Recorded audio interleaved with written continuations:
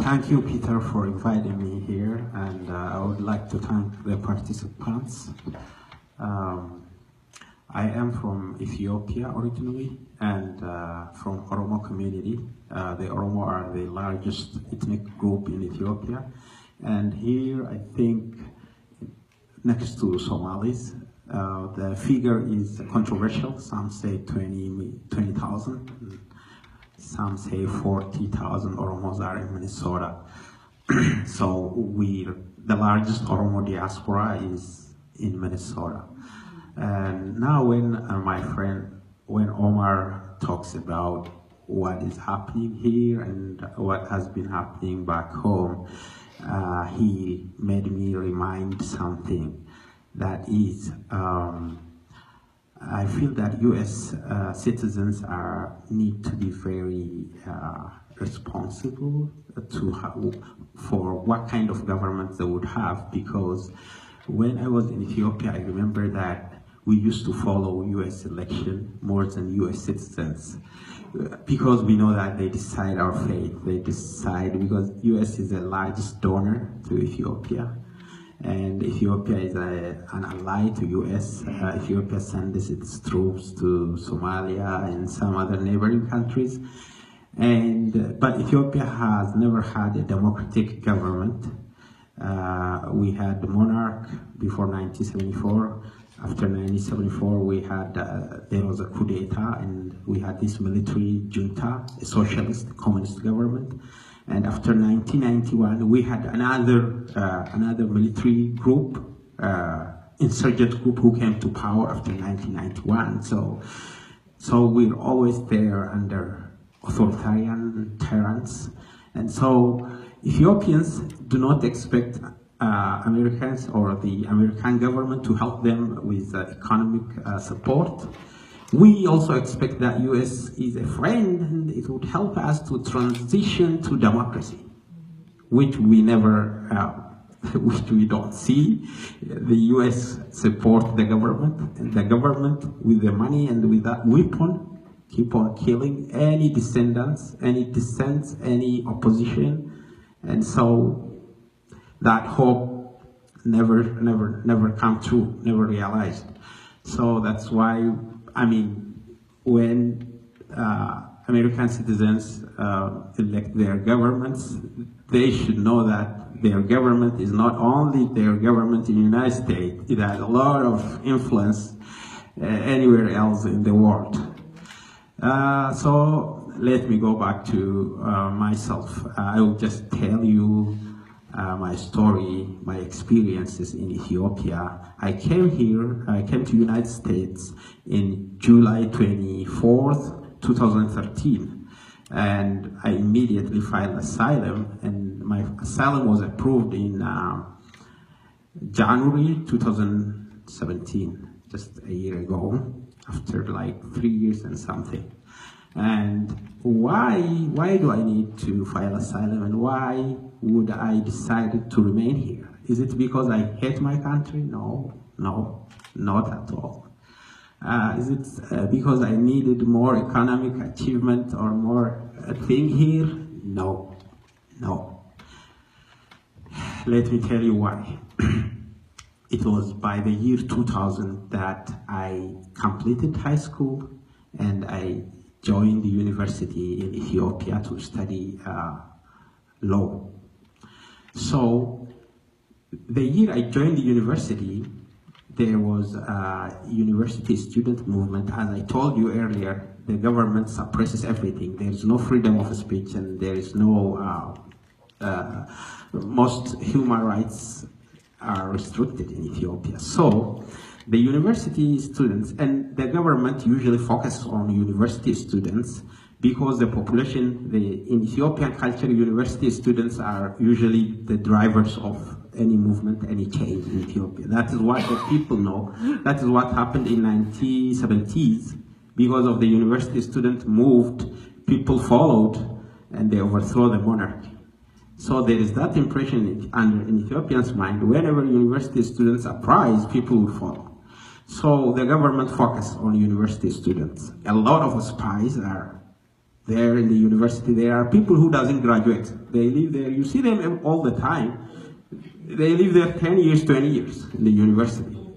They just drop some courses and stay in the university. So the year 2001, as I was a freshman student, so students started to strike because of two reasons. One, the government dismantled student union, because the student union talks about the right of students. The government didn't like it. And the second reason was that there was a magazine, student magazine in the university. The government also banned that magazine. So we started to protest, and immediately we all were fired, suspended for 1 year. Actually, there is a lot of things that happened in the university. I mean, there was a police force raided the university compound, tortured a lot of things, and hit a lot of students. There are students who died. I remember 2 of them, one woman and I mean, we were riding. I mean, we have to jump over the fence of the university, run away from police. Some were captured and arrested, and all that happened, and we were suspended for 1 year. We again allowed to join again in the year 2002, and in the year 2003, I was a third-year student. Now I'm a senior student, and I was one of the organizers. Now we always want change. I mean, you can keep on asking you right. A lot of people doesn't want to do that. They know the nature of the government. In Ethiopian culture, if you keep silent and just do what government wants, you're considered to be smart because you will support your family, you will get some position, you will be rich. I mean, you will be in a better economic status. But if you keep on asking, you will be tortured, you will be arrested, or you will be killed. And it's unfortunate, and then you are fooled. That is how portrayed. So, but I'm kind of fool. So I'm always like saying, no, this will not go this, that the constitution doesn't say this, we have this right and that. So in the year 2003, there was a government decision to move the capital of the Oromia regional state. That's the regional state I came from, and that's the Oromo is the people ethnic group I belong to. The government tries to even keep the demography, the population down, want to suppress the Oromo and whatever, because that is the largest ethnic group. But the people in power are from minority, like 6 million people, who organized, fought the military regime, the communists, got support from the West and from some other countries, especially from US. They overthrew that and came to power. So they want to suppress the larger ethnic groups, the Oromo, which constitute 40% of the total population, and the Amhara, which constitute about 25 to 30% of the total population. So they're harsh on these 2 ethnic groups. So they focus on us. So this time when they decided to move the capital of the Oromia regional state from Finfinne, the capital Addis, to some other town, now we staged protest. Now we immediately targeted about 350 of us were taken to now a police training center where we're tortured. We're made to make some exercises like roll on the ground, move on with our knees, and all kind of torture exercises where the police beat you, kick you, and all those things. We experienced that. And that was very harsh and very hard. Another time, that was the last, but before that, there was a big protest which I attended. And because I was considered to be one of the people who organized students in the university, the protest was dispersed. The government took harsh action and dispersed the protest. But when we come back to university, the federal police directly came to me, targeted me, and they took me to a pickup car where they kicked me over my eyes, over here, but my eye survived.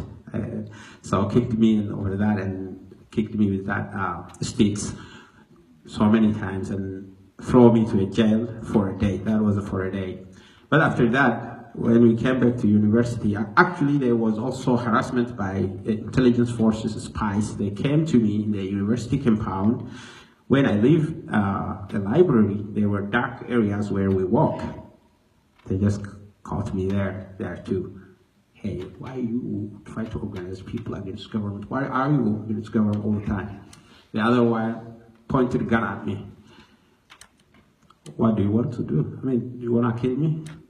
And the other guy said, oh, don't shoot him. I mean, don't spend bullets. I mean, a rope is enough for him. Why you spend bullet? So they warned me. I didn't say a word.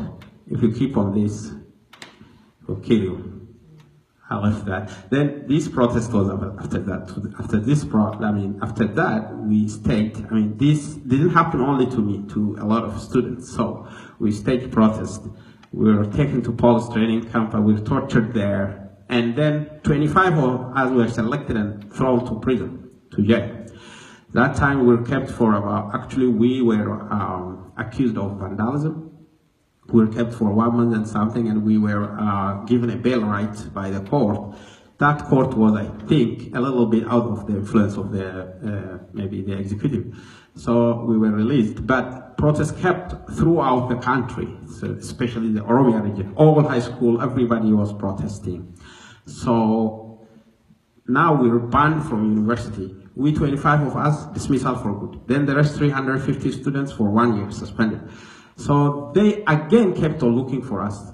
Please go and find those students, and they are maybe the one behind all these protests going on everywhere. Now 25 of us again caught. Now federal police just came and arrested me. Now they tied my eyes. They put me in a car. I don't see even the car. I mean, and then moved for a long day, drive, then after a while, they picked me to a notorious prison called the Makalawi. I only realized after a while because my eyes were tied, I mean, blindfolded. So there also I experienced another form of the harshest torture ever, which I don't tell all that. Then after that, they brought me to court, and they don't have no evidence. Now I'm charged with like arms raising against government, with some insurgent groups and all that thing, but no evidence. Now this court is directly under influence. The bench they charge us with, it's directly under influence of executive. I tried to tell, okay, there is no evidence on the file, no names of witnesses, no names of file. My name is only there. The charge only talks this. Would the court release me? The judge laughed at me and smiled and said, no, your case is just together. I think you understand it. Oh, I said, yeah, I understand it. So I remained there for 3 years, and then they said, you're free, go. I left after 3 years. Now I understand. I decided something. Okay, this time, after I left there, even when I go back home, people were not receptive. Again, people are very scared of the government. Everybody, my friends, don't want to talk to me. They run away from me. When they see me from the far, they change the way. I mean, maybe if they talk to me again, they will be targeted. That's what they're afraid. My family back home, they say, okay, I don't know why you face this government. Why should you try to do this? You're wrong. You would have been like Mr. X and Mr. Y, like your friends. You would have supported us financially, and you would have been in a better position and all that. Okay. I just left my family and then tried to live by myself. But this time I decided at least I have to graduate, and at least I have to have something to support myself. And the university readmitted me. That was in 2007. I joined university again. I graduated. Then I started to substantiate my life now a little bit. I get salary. I joined a judicial training. Then I will be judge or prosecutor. Again, protest broke out in my birthplace. There was a gold mining. I mean, the gold mining doesn't manage the area, doesn't benefit the local people. It pollutes air, water, and all this. Then people protest against that. Now again, I'm arrested. You are behind this. This time I was not taken to local and known police station. Now hidden intelligence prisons. There are a lot of intelligence prisons that Cortes doesn't know, any judicial administration offices doesn't know. I mean, the intelligences have their own other prison, hidden prisons. So I was kept for a week. And then that judicial training center also dismissed me. Fired me. So more than 2 days without no notice, nothing, I'm fired. Okay, now I have two chances, either to look for another job or to keep on my activism. Because even though I keep silent, I don't do anything, they'll target me, right? Yes. So now I joined opposition party. I went and get registered. That party was called Oromo People's Congress. Now it is called Oromo Federalist Congress. That is the Oromo opposition force in Ethiopia, well known. They don't have resources. They are like targeted, very much targeted. But I said I have to join and challenge. So I joined this opposition. Then the opposition, they recruited me to run for a parliamentary seat in my birthplace. There I went. I started the campaign. This time, the government people sent me a lot of elders. Very respected people come to me, please withdraw from election. If you don't withdraw, they can kill you. They can arrest you. Even because of you, your family will not get job. Your family will be targeted, discriminated. All this will happen to you. You can't live in this country. I don't care. I will continue. It's my constitutional right. I have this right and that. I have to challenge. If I don't do that, others will not follow me, and this country will be like this, and that will be. No, I have to sacrifice myself. No, I don't care. I kept on campaigning. Then they arrested. They came. They surrounded the federal police surrounded my father's house, and they jailed my brother. They searched all the. If I'm a candidate, I would have the right to. I have immunity not to be searched, unless there is a red-handed some crime with red hand. But they did all that. These are to intimidate me. No, I didn't withdraw. I kept on. I did the campaign. Then another day they stabbed me. The militia stabbed me while I was traveling to campaign to a certain place. Now they said stop here. I know they are ready to attack me. No, I just kept on. I was driving motorbike. I kept on moving. They fired at me twice. But God saved me. I escaped. After that, the election, they wrecked and took all the vote. Throughout the country, the government won 99.6. Only one single from out of 540-something chairs, 47 chairs, the only one opposition won the chair. So the government took all the chairs of 547 seats. So after that, I came back to capital Addis, where a little bit they can watch me very well, so that they don't kill me. So I started to live there and work there, but always there, and the intelligence people follow me, and they started to talk to me. Like, we are here, we're following me, we're watching you, something like that. Okay, would you like to join us? No. So they ask me all the time. No, stop this, and I don't. So you will be maybe arrested again, and this and that.